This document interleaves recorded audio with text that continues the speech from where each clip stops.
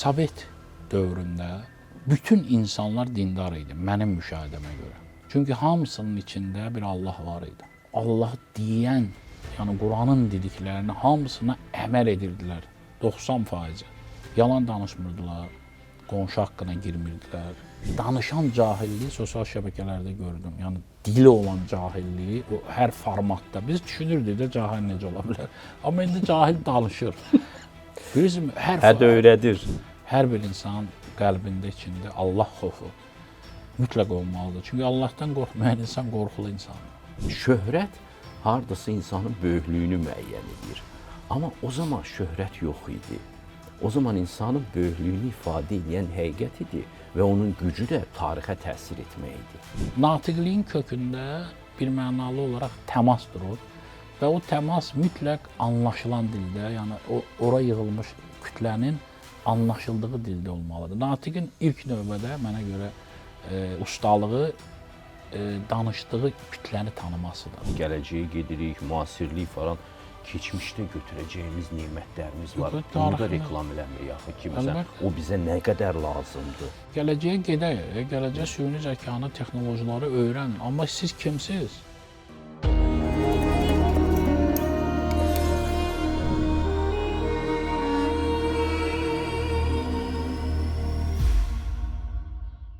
Salam əziz Amin izləyiciləri. Bugün maraqlı bir qonaqla görüşünüzə gəlmişik. Orxan Fikrətoğlu, yazıcı, publisist, senarist, əməkdar incəsənət xadimi. Xoş gəlmisiniz. Çox sağ olun, çox sağ olun. Orxan, mən bir yazar kimi mənə bir kitabınızı göndərdiniz. Açıq mən sizin yaradıcılığınızı ancaq publisistika tərəfini daha çox tanıyıram. Əksər Azərbaycanlılar kimi və o hekayələrinizdə bir maraqlı bir O. Henry havasında bir hekayələr gördüm. Sevimli insanlardı sanki. İlişib qalıblar zamanın hansısa bir dalanında, çıxa bilmirlər, çabalayırlar, hamı da bir-birini incidir orada. Biz zamanın dalanından çıxmaq üçün nə etməliyik? Çox sağ olun dəvətə görə. Mən də istəyirdim sizinlə həqiqətən də lap efir kənarında da, efirdə də bir fikir mübadiləsi edim. Çünki mənim həyatımda Mirab Mabardaşvili, Azad Mirzəcanzadə, yəni fikir mübadiləsi apardığım və çox şey öyrəndiyim insanlar olub, təəssüf ki, indi elə insanlar çox azdır. Və elə insanların olması bir mənalı olaraq cəmiyyəti irəli aparır. Hər şey dialoqdan monoloqa çevrilir. Dialoq olmasa monoloq olmur. Eyni zamanda ədəbiyyatın özü, kinonun, yaradıcılığın özü monoloq olsa da onun müşahidəsi, onun yaranma prosesi məhz dialoqdadır. Monoloq da zaten insanın öz-özü ilə dialoqdur. Bəli, bəli. Amma ən başlıcası nədən zamana toxundunuz və düşünürəm ki, doğru olaraq zamana toxundunuz. Zaman bir mənalı olaraq mənim də yaradıcılığımda ən mühüm amildir. Çünki mən bütün yaradıcılığımda istər ədəbiyyat olsun, istər kino olsun, istər televiziya publisistikası olsun, istər ümumiyyətlə ənənəvi yazılı media olsun, bir mənalı olaraq o zaman konfliktinin içində olan insanlardan və o insanların təbəddülat keçirərək, o insanların müəyyən sədd atlayaraq bir ruhdan, bir ruhsallıqdan, bir vəziyyətdən digər vəziyyətə keçməsi haqqındadır. Siz əgər o kitabı sona qədər oxusanız bunu görəcəksiniz. Məsələn, insanın ağaca çevrilməsi, ağacın quşa çevrilməsi. Əslində bu insanın anatomiyasıdır. Əslində bu insanın, istənilən insanın, mən buddizmi aparmıram, amma insan bir daha doğulur falan. İnsan ümumiyyətlə, insan olacaq bir material kimi doğulur və insan ola da bilir, olmaya da bilir. Və o insanın insan olma çabaları, insan olma istəkləri məhz müşahidədən, ədəbiyyatdan, kinodan, o ədəbi və kinematoqrafik müşahidələrdən başlanır mənə görə. Ümumiyyətlə, mədəniyyətin formalaşması da reallığın imitasiyasıdır. Mədəniyyət haqqında bir çox mədəniyyətin yaranması, ümumiyyətlə, mədəniyyət nədir sualına bir çox cavablar var. 400-ə qədər tərif var işləmişdir. Amma mənə görə ən maraqlısı sizə qəribə gələcək Plexanov, iqtisadçı Plexanovun traktovkasıdır. Bu söylüyor ki, mədəniyyət, ümumiyyətlə incəsənət real həyatın imitasiyasıdır. Yəni bir ibtidai insan ova gedirdi, ox atırdı. Oğlu da həmən atasının hərəkətlərini təkrar edirdi. Qayalara İmitativ, imitativ belə əlindən belə çəkirdi, atırdı. Və sənət təbii ki, poetika o vaxt hələ yazılmamışdı. Sənət yarananda və o nəzəriyyə falan yox idi. Sırf imitativ bir şeydir. Amma insan elə əslində Allahın addımlarını, Allahın təfəkkürünü, zehniyyatını imitasiya eləyir. İnsan nə yaradıbsa, hətta texnoloji, hətta bugünkü süni zəka filan Allah olmaq iddiasından yaradıb və Allah kimi yaradıcı olmaq istəyindən yaradıb. Amma zaman məsələsi mənim bütün ədəbiyyatım, kinematografiyam xüsusilə 25-ci saat müstəvisindədir. Zamandan çıxmaq istəyidir. Məsələ cümlələr var, dünyanın qapısı yoxdur, açıb çıxasan. Dünya qapısız bir yerdir. Zaman çox mühümdür və bilirəm ki, bu sualı verəcəksiniz və ya bu haqda düşünürsünüz. Siz də düşünməsəz, tamaşaçılar mütləq bu haqda düşünür. Köhnə Azərbaycanlı dönəmi və təzə Azərbaycanlıların yarandığı dövrdə niyə mən köhnə Azərbaycanlı arxetipini gündəmə gətirdim? Elə o deyəcəkdim ki, hardan gəldi bu ideya? Niyə gətirdim? O dönəmdə 90-cı illərdə bizim baxış bucağımız Üzeyir bəyin baxış bucağına tən idi. Dövləti, sınırımızı, mədəniyyət sınırımızı xüsusilə qorumaq üçün biz mütləq o köhnə Azərbaycanlı o arxetiplərdən istifadə etməliydik. O nağıl dilindən, o folklordan, o hətta sizə deyim ki, jargondan mən zor istifadə edirdim və hətta rus sözləri, çünki o dil idi. Məsələn, Bəhmənyarın dilində, Nəsiminin dilində o 90-cı illərin məktəbə getməyən insanları ilə sən nətər anlaşardın, heç cür anlaşardın. Və ümumiyyətlə o dövrdə bir dil həbsxanası da var idi ziyalıların çoxsu üçün. Siz o həbsxananı qırdınız cəmaatın içinə. Bəli. Sizin sualınıza konkret cavab köhnə Azərbaycanlı, Azərbaycan mentallığının baxış bucağıdır. Təzə Azərbaycanlı formalaşan bir. Ola bilsin ki, o da köhnə Azərbaycanlı o baxış bucağına yaxınlaşacaq və ya onu ötüb keçəcək, ola bilsin, amma buna zaman lazımdır. Hələ ki, o bizim ənənədə olan baxışımız Azərbaycanın mədəniyyət sınırını müəyyən etməlidir. Pavlixin vardı, filosof Pavlixin mənim müəllimim idi. Bizi Ermitaja apardılar və Şirvan mədəniyyətini mənə göstərirlər. Halbuki mən köklü Şirvanlıyam və mən dedim ki, bu mənim mədəniyyətimdir və mənə bu yeni o mifik iki başlı aslanları filanları göstərmək gərək deyil. Mən sizə bu haqda danışa bilərəm. Dedi, danış. Və mən danışdım. Təbii ki, nə bilirəmsə, Seyid Yahya Bakuvi, Xəlvətiyyə Dərviş təriqəti, Nəqşbəndiliyi yaradan Şirvani və ümumiyyətlə 100 il Rusiyaya qarşı vuruşmuş Həmzətin, Şeyx Şamilin ustadı olmuş Əş-Şirvanidən və onun fəlsəfəsindən sonradan onun oğlu bilirsiniz, Osmanlı İmperiyasının baş naziri olub. Bu xəlvətiyyə nədir? Xəlvətiyyənin Səfəviyyə ilə fərqi nədir? Xəlvətiyyə Dərviş təriqətinə hörmət eləyən Teymur nədən Şirvana dəymədi? Dərbəndə ona hədiyyə etdi. Nədən ən güclü Osmanlı dönəmində ancaq Şirvanşahlarla müqavilələr imzalanırdı, hücum olmurdu? O mədəniyyətə danışdıqca bu mənimlə çox səmimi davranmağa başladı və bir gün biz çay ətrafında sadəcə bir kafedə oturmuşduq. Dedi, mən sizə söyləyim, Sadıxov, mənim soyadım Sadıxov, Hind-Avropa mədəniyyəti uydurma mədəniyyətdir. Hind-Avropa mədəniyyətinin özü siyasi mədəniyyətdir. İngilislər tərəfindən düşürülmüş bir mədəniyyətdir. Bizim verilişimiz həm də dini məsələləri öndə tutur. Siz də bir sıra şeylərə toxundunuz. Sizcə müasir Azərbaycanını dinə aparan nədir, dindən çəkindirən nədir? Mən sizə bir şey deyim, bütün səmimiyyətimlə inanın ki, Sovet dövründə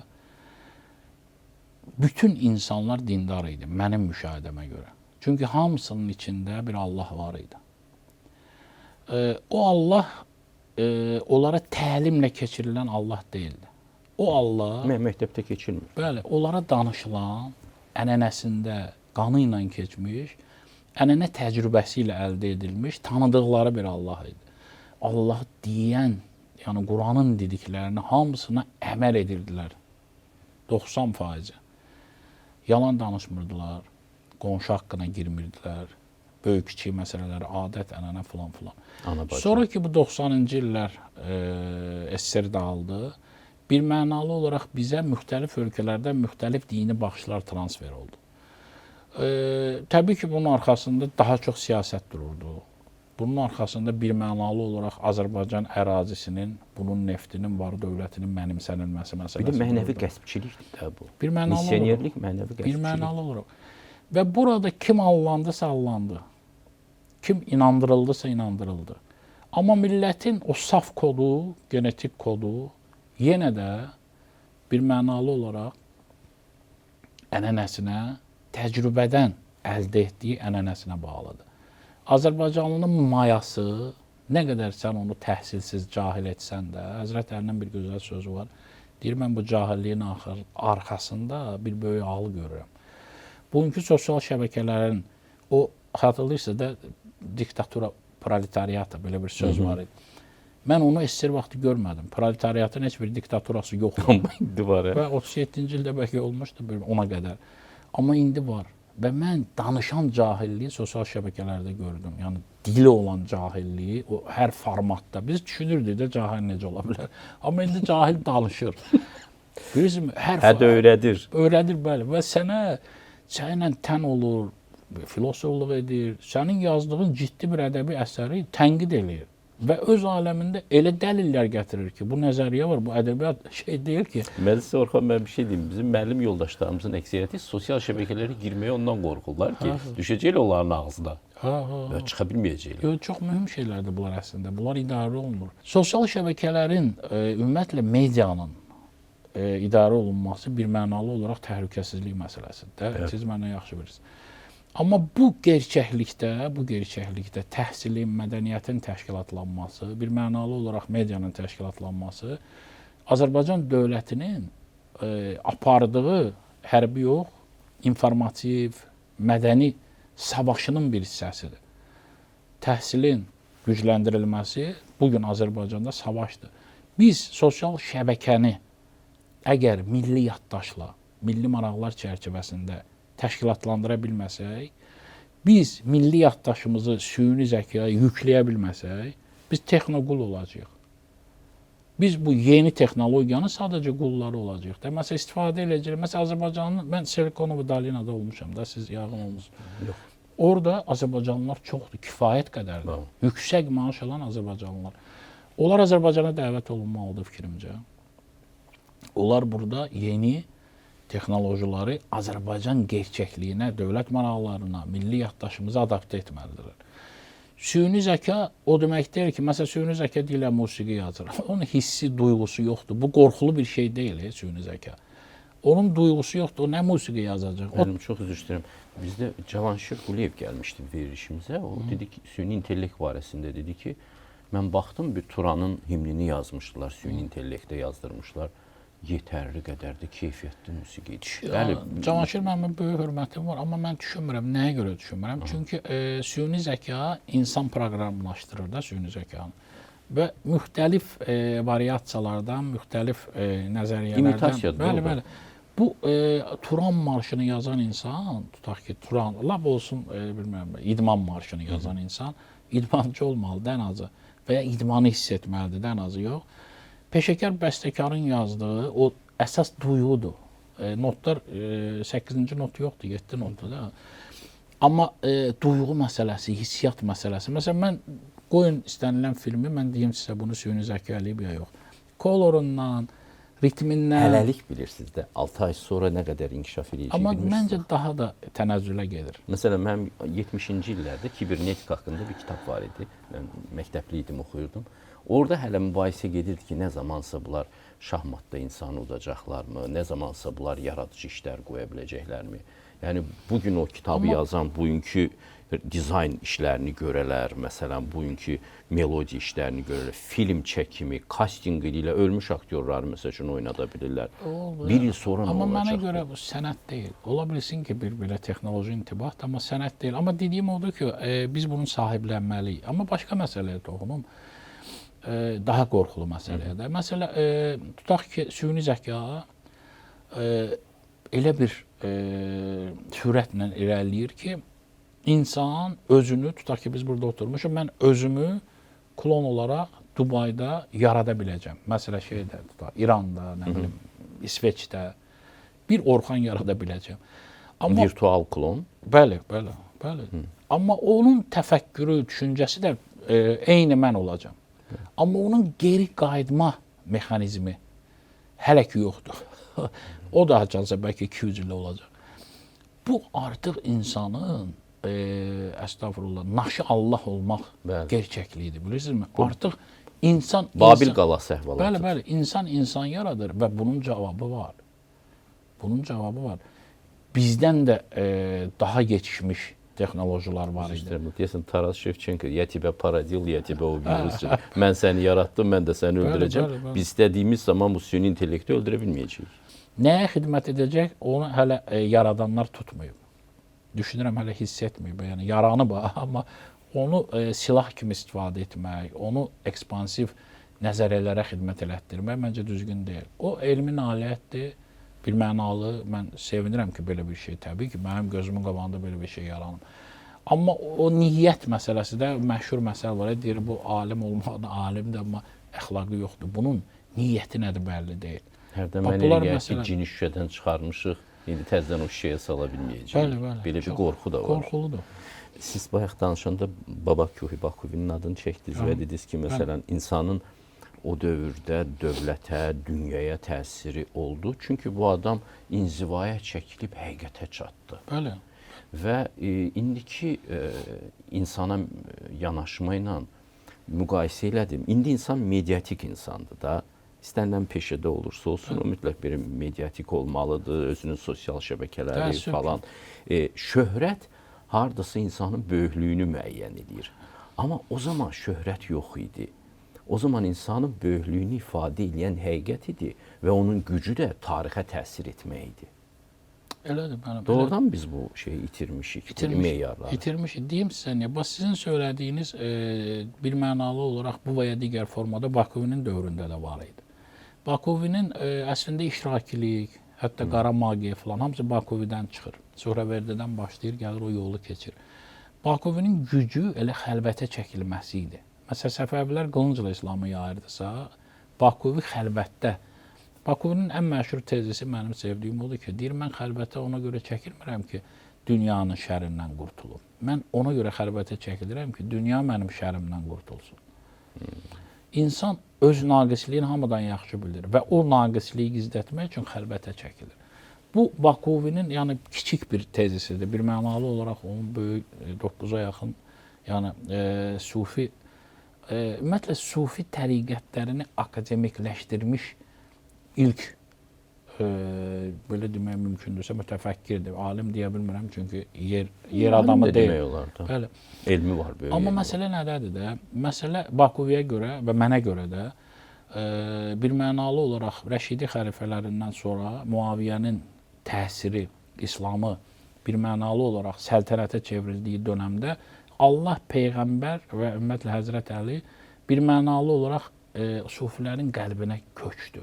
Bugün Türkiyədəki Ələvilərin timsalında, Bektaşi Ələvilərin timsalında məscidə də getmir. Çünki içindədir. Cəm evləri var. Bəli, içindədir. Allah içindədir. Sədiyyəyə Bakuvinin o Sədiyyəyə Bakuviyə qədər, Həzrət Əlidən sonra Sədiyyəyə Bakuviyə qədər 10 əsr Allahı içində gəzdirənlərin akademik kitab şəklinə salınması Bakuvinin adı ilə bağlıdır. Mən biraz o dini məsələlərə çox qarışmaq istəmirəm, çünki yəni düzgün anlaşılmaraq bugünkü artıq oturuşmuş dəyərlər kontekstində o dəyərlərin düz səhv olmasını mən müzakirə etmirəm, amma artıq Azərbaycanda da, dünyada da bir tendensiyalar oturuşub və onlar artıq öz bildiklərini elə inanırlar ki, alternativ fikri qəbul etmirlər. Bir mənalı olaraq ziyalı kimi, yazıcı kimi, yəni Azərbaycan dövlətinin təbəl prinsiplərinə bağlı olan ruhsallığı qoruyan bir insan kimi düşünürəm ki, hər bir insanın qəlbində, içində Allah xofu mütləq olmalıdır. Çünki Allahdan qorxmayan insan qorxulu insandır. Bir mənalı qorxulu insan. Doğrudan qorxulu insandır. İpizad yoxdur onun. Orxan müəllim, sizə vermək istədiyim ən belə gizli suallardan birisi də budur. Yəni, siz tip adamları, dili və yazını çox gözəl istifadə edə bilən adamlara bunu verməsəm olmaz.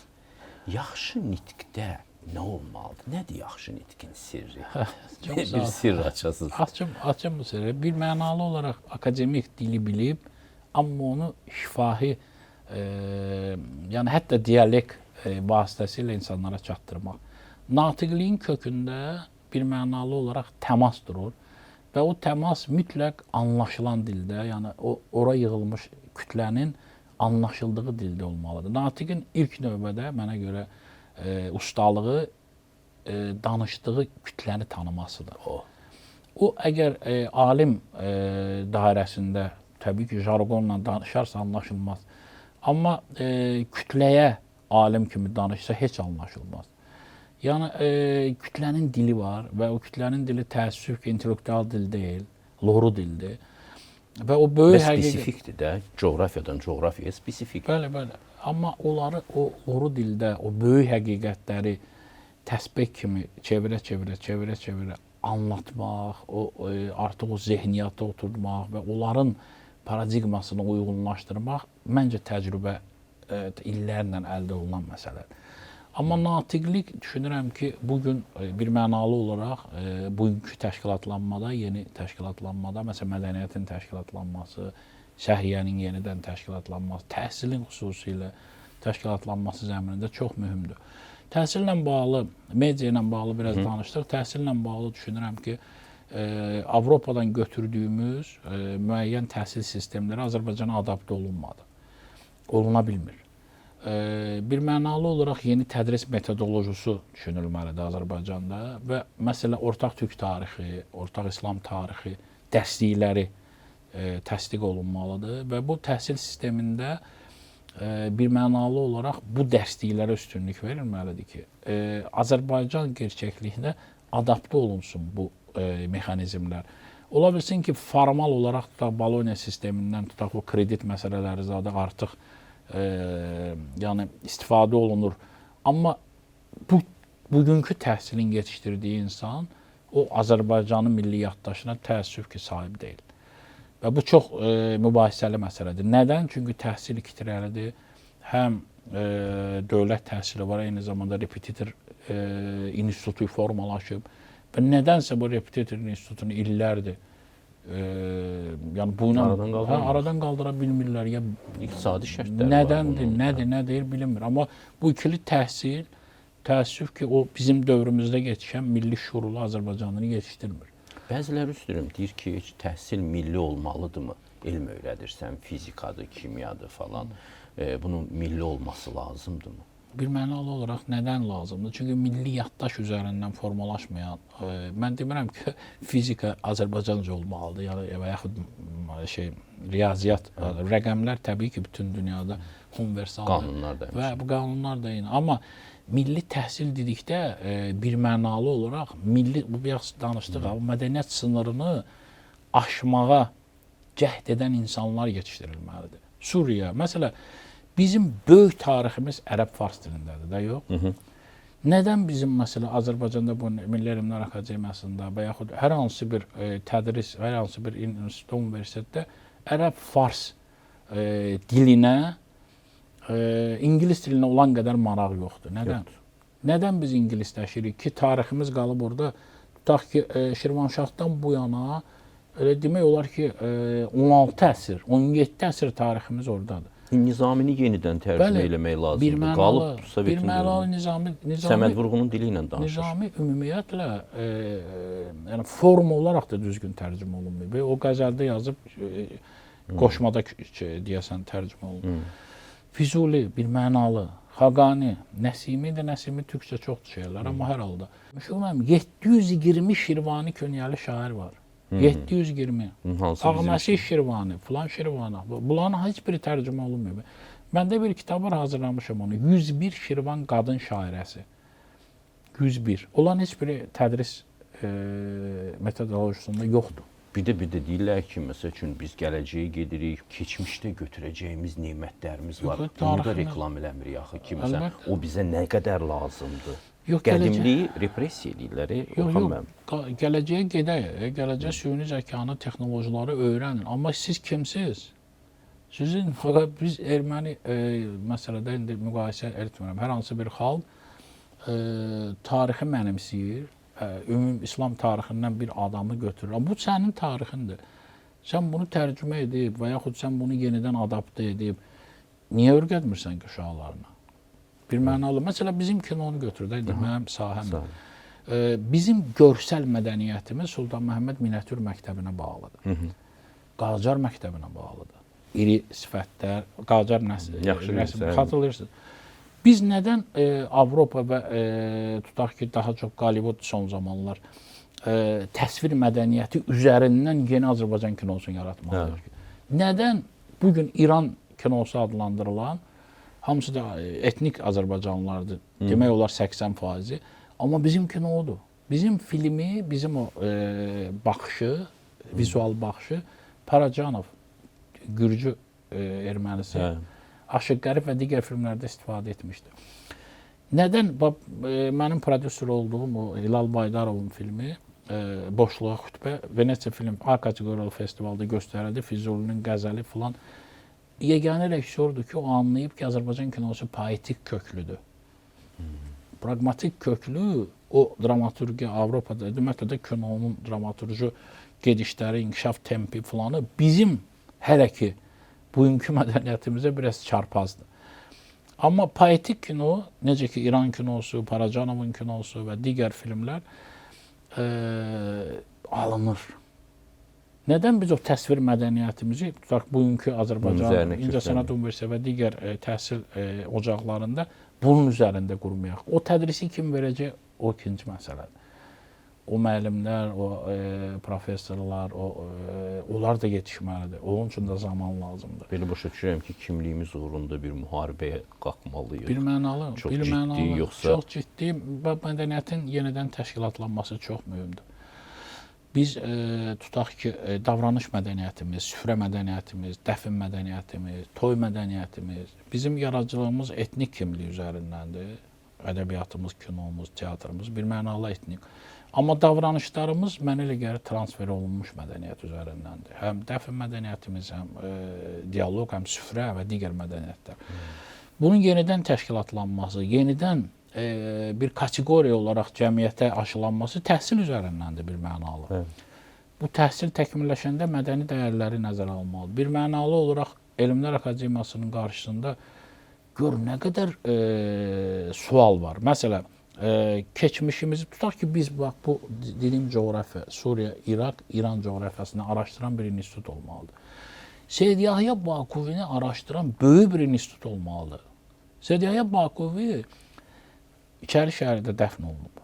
Dərviş qəbri kimi təqdim olunub. İndi turistlər gəlir ora, Ərəbistandan falan. Mən gözümlə görmüşəm, bütün Türkiyənin ən böyük şeyxləri birinci ora gəlir, orada o zikirlərini eləyir, sonra gəlirlər rəsmi görüşlərə falan. Niyə biz buranı mərkəzə çevirməyək ki? Rumi Türkiyə üçün nədirsə, Seyid Yahya Bakuvi bizim üçün odur. Onun ətrafında, onun təlimi ilə bağlı, onun kitabları var, onun araşdırmaları var, onun dini ayinləri var, filan var. Onun ətrafında əgər müəyyən kompleks tikilsə, onun o gerçək nüfuzu özünə verilsə, onun turistik xeyri də var, onun mərkəzə çevrilmək xeyri var. Təbliğ eləmirəm, o bizim tarixdir. Amma sahib çıxmalıyıq. Bir mənalı olaraq biz bugün sivil bir dövlətdəyik, bizim üçün din bir mənalı olaraq daxili məsələdir. Dini azadlıq var bu dövlətdə və mütləq mən hesab edirəm olmalıdır. Hərə öz seçimini etməlidir və bu çox normal. Zaten dində zor yoxdur. Bəli.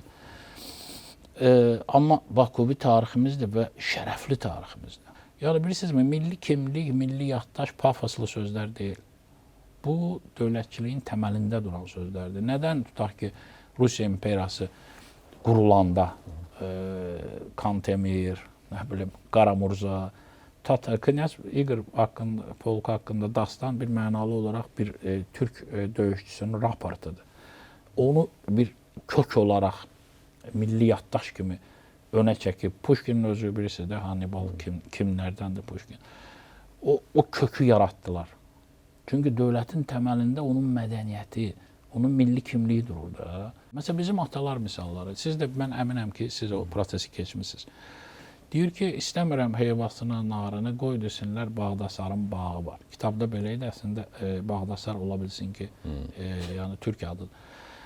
Amma görür, belə tipi mən yaza bilmərəm.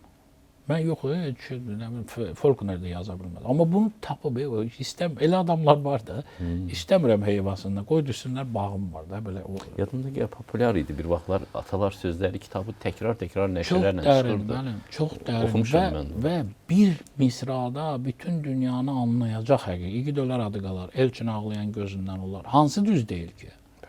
Hamısı təcrübədən, ənənədən və bilib yağını o babalar bilib ki, çox oxuyan olmayacaq. Yox, biliblər, qısa eləyiblər. Tweet üslubunda.